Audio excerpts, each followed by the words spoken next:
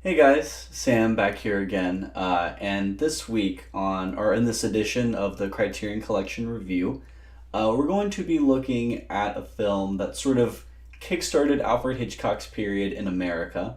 And it's also a part of a trilogy I've sort of coined specifically for this review series, which is three films I'm reviewing in a row, both starting with the letter R. Last one was Rafifi. The one we'll be doing next time is Rashomon. But right now, we're going to be talking about the haunting gothic romance Rebecca, which is actually going to be number 135 in the collection, but this is the most recent transfer by Criterion, released a year or two ago, I believe. Now, Rebecca, I actually saw back in high school because one of my teachers, who was also a big film nerd, actually lent me a copy or her copy of it, and I immediately fell in love with the movie. And when I saw Criterion was releasing it, I believe that was around the time they had a sale. I had to pick it up. It's just such a fantastic movie. And rewatching it, and I think this was the first time I've rewatched the movie for about 2 or 3 years, and there were a lot of things about it I had forgotten, and I sort of rediscovered my love for the film. I'm very excited to talk about it, quite honestly. But to get into the plot, Rebecca follows this love story or this relationship between a young woman played by Joan Fontaine, who actually has no name within the film. She isn't called by name and is often referred to as Mrs. De Winter, as she does eventually become the wife of the widower Maximilian De Winter, played by Laurence Olivier, who they meet while they're both in Morocco, I want to say. And they have this whirlwind romance, get married a few weeks later, and she's whisked away to Max's large estate, which is referred to as Mandalay, which is this like almost impossible gothic mansion, this large structure that has a lot of importance within the town that Max lives in, and everyone's sort of involved in the goings on within that mansion. One of the most important and most iconic events that happened there was actually the death of Max's previous wife, Rebecca, who one night went out into the sea, and her boat sunk and she drowned with it. And so everyone has been sort of excitedly waiting for Max to find new love and stop being in this depressive slump since the death of Rebecca. But Joan Fontaine, or Mrs. De Winter, moves into Mandalay and soon feels unnerved and uneased while living there. Not only because of the servant or the the housemaid that lives there, whose name is escaping me, who constantly seems to be doubting and questioning her motives and her actions, but even more directly by the memory and almost the ghost of Rebecca, where Rebecca's initials are on so many different like pillows and clothes, and her side of the house has been closed off, and this woman's constantly comparing herself to Rebecca and trying to be like her. But there is definitely a deeper, darker secret going on beneath the surface, and so it's sort of a psychological thriller set within the gothic genre, and I think, specifically talking about genre, that might be the best place to start. Alfred Hitchcock, I don't think, is really known for gothic horror. He's known for thrillers and more like direct horror, like with things like The Birds or with Psycho. But I kind of wish Alfred Hitchcock had more of an interest in the genre, because as an adaptation of a gothic novel, as a visualization of it, Rebecca is a gorgeous looking film. The mansion itself, Mandalay, is just a bunch of separate sets and rooms put together, but it just feels so grand and massive and kind of daunting. I mean, the movie begins with the main character, Mrs. De Winter, recounting and narration. Like, I always go back to Mandalay in my dreams. We can never return, but I always come back to it. It has this sort of seductive power that makes it this irresistible location that is full of mystery and like decadence, and the way that they film the rooms and people within the rooms and the use of shadows, and just it's some of the best cinematography I've ever seen in a Hitchcock movie. There's some very striking imagery in this movie that really sticks with me. And I think just as an adaptation of a Gothic story, it does a fantastic job within the genre tropes, and sort of avoids. I feel like a lot of Gothic novels. I took a class at college talking about Gothic novels, and a lot of them hint at supernatural elements, and then turns out there are supernatural elements. And I don't know if this is necessarily a spoiler, but there is no supernatural element to Rebecca, but there is this presence, right?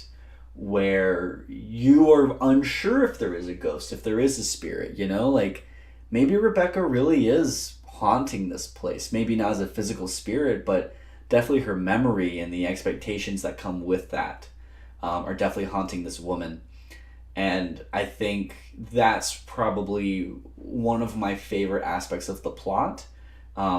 Is Joan Fontaine's character dealing with this expectation, where she is sort of thrust into this new role as like the head of a household, where she's supposed to take care of the same duties and pick up almost exactly where Rebecca left off, but she's never, she's a working class girl. She's never had to deal with high society, and sort of the anxiety and pressure that comes from living up to those expectations. It's really engaging, at least to me. And a big part of that is Joan Fontaine's performance. She is simply incredible in this film. She has this ability to appear and act very like weak and docile, and there's a special feature on here that I'll get to later, where one of the interviewers or commentators discusses how she looks like a newborn fawn, where she feels very like angelic and as if something that needs to be protected. But there does come a point in the film where she gains more power, or at least self-confidence, and she can play both very well, and she just absolutely kills it. Laurence Olivier is good. I mean, he's Laurence Olivier, classically trained actor, big star at the time, and he does a good job, of course, but one of the issues with Rebecca, and I'm not sure, well, I say it's an issue, but this might be intentional, I don't know, but it feels intentional sometimes, is that the romance between Max and Joan Fontaine's character doesn't really feel genuine. And I think part of that is how quickly their romance happens, just how fast they fall in love and get married. And then whenever they're together, they're sort of bickering and fighting. And I think that's kind of the point. It doesn't necessarily make for a convincing romance that I feel like the movie is trying to get across at the very end. But it does make for a compelling conflict, right? Where you have this woman who is not only anxious about living up to the widow's, the previous wife's lifestyle and the expectations that she set, but is also just trying to live up to this husband that she barely knows, and slowly learning what type of person he is. And he's a very controlling, manipulative kind of person that is very off-putting, but does a great job for developing these characters and this conflict and narrative. And so to jump off of that relationship, I feel like Rebecca is just, to me, is an extremely engaging movie.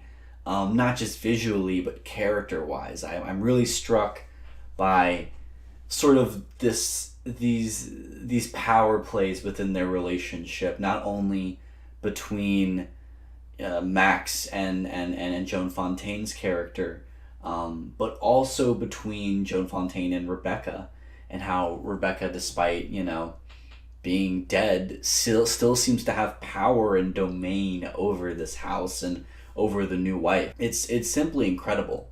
And Alfred Hitchcock does, or at least the film crew, does such an incredible job making Rebecca's presence felt. And there are some amazing sequences in the film where the camera sort of like pans around a room and moves around in a way as if there is a person in the center of the frame performing actions that are being described.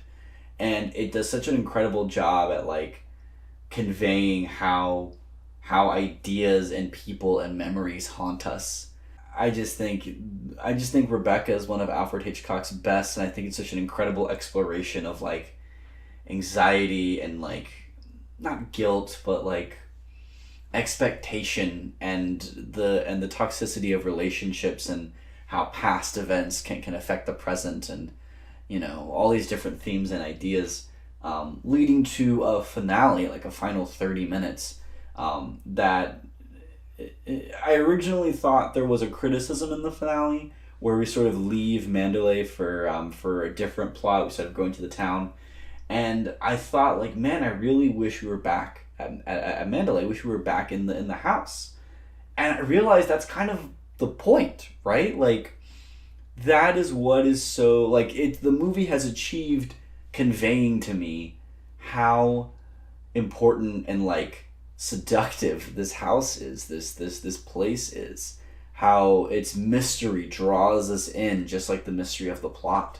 And I think it's one of my favorite Alfred Hitchcock movies, if not my favorite. It's the one he actually won, the only movie he won an Oscar for, and he won Best Picture for it, which he wasn't even present to accept. Which that actually kind of segues nicely into the special features.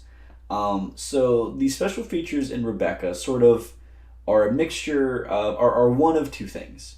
You either have a special feature talking about the film and the way it looks and analyzing the themes and the ideas, or it's a special feature talking about the relationship between Alfred Hitchcock and producer David O. Selznick, who at the time was probably the biggest producer in Hollywood, just coming off of the success of Gone with the Wind, and would go on to make many other successes in that era, 30s, 40s era of Hollywood. And for me, the most interesting special feature here is the discussion or the conversation between these two authors, Molly Haskell and Patricia White, where they speak about Rebecca specifically in feminist terms and how it's representation for women and dynamics between women and their relationships. And that to me was very enlightening and very fascinating, especially being a guy. I think it's important to listen to how women feel about a movie about women, especially with a female main character, at a time when women's roles are very minor or very, weren't handled well. But there's great behind the scenes about the production and specifically the feuds between Alfred Hitchcock and David O. Selznick, and even the commentary track is really interesting, going into the behind the scenes as well as just commentating on themes and ideas within the film. And then the booklet, written by, if I can find his name, written by David Thompson, or David Thompson, details not only the themes of the film and the production, but it also details the history of the script and the adaptation, and again, Alfred Hitchcock and David O. Selznick's tensions on set, along with, this is probably one of the coolest things I've seen so far, I'll say that, so far, is the booklet includes memo notes sent between Alfred Hitchcock and David O. Selznick, which is super cool. That's a really incredible piece of film history. And again, showing why Criterion is the best at creating these special features, especially for classic and spectacular movies like this. So, I mean, even if you don't like Rebecca, if you watch it and it's not your thing, I would still recommend buying this edition for that piece of film history, for the conversations, the special features. All of it makes the purchase worth it, in my opinion. But yeah, highly recommend Rebecca. Please go out and watch it. Also, please come back next time. We'll be talking about the third film in our R trilogy, which is Akira Kurosawa's Rashomon. Probably his most famous film, and the film that introduced the West to foreign films and Japanese films in general. But for now, if you like this video, please like and comment. If you want to see more videos like this, please subscribe. Please share this video around if you liked it. Let other people know that you enjoyed it. And I hope to see you all next time. Bye-bye.